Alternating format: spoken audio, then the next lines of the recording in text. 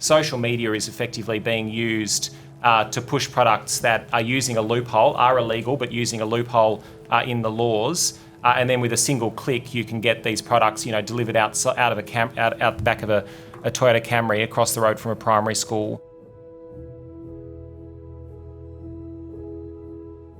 The research on the health impacts of e-cigarettes is evolving rapidly, but there are many health impacts which are now well established. We know there's conclusive evidence that the use of e-cigarettes can cause e-cigarette or vaping product use associated lung injury or EVALI. There's also conclusive evidence about the risks of acute nicotine toxicity, including, as we know, a number of tragic deaths in young children who've accidentally consumed liquid nicotine. There's also conclusive evidence of burn injuries from exploding batteries. There's emerging evidence of links between e-cigarettes and cardiovascular impacts, impaired lung function, low birth weight in babies of women who've smoked during pregnancy, and links between carcinogens found in many e-cigarettes and cancer. These are illegal products. They do contain nicotine, but they just simply don't put it on the packet.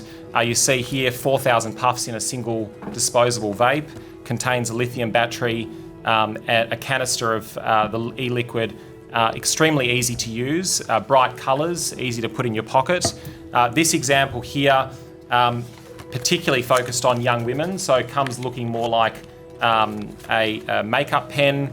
Again, sort of like we're stepping back into the 1970s and 80s of tobacco, with the colours particularly preying on young women, being highly alluring to young girls in particular. And this is one that deeply concerns me. I haven't brought this along to quench my hard-earned thirst. In fact, this is a device that's being sold to help children hide their vapes from their parents. So we've seen vapes being created to look like highlighter pens, hoodie toggles, so that children are able to better smuggle them into their homes, into their classrooms, and wherever they spend time, basically. If you want to go back to colonisation, Aboriginal and Torres Strait Islander people were paid with tobacco.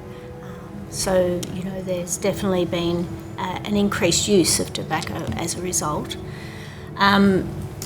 We know that certainly for vaping, younger people will have taken up vaping. We know that lower socioeconomic areas, people in those areas have taken up, more likely to smoke as well as vape. So you have just Aboriginal people fitting both of those categories, a younger population, overall a population who are in a lower SES as well. So that's certainly a factor. So there's 78,500 Aboriginal and Torres Strait Islander people in Victoria now.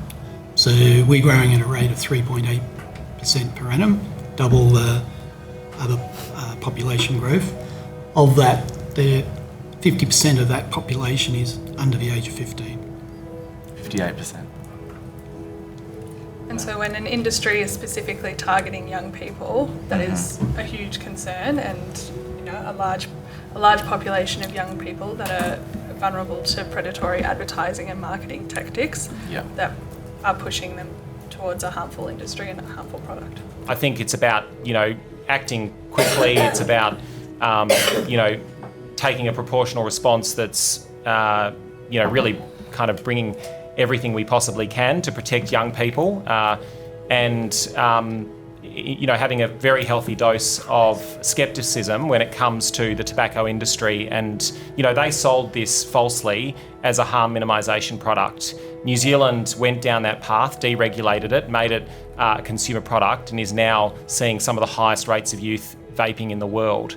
So I think one of the key messages we learned from the past is we need to act swiftly and protect young people at all costs. And we need to make sure that we don't repeat the past, including believing the misinformation being spread by the tobacco industry.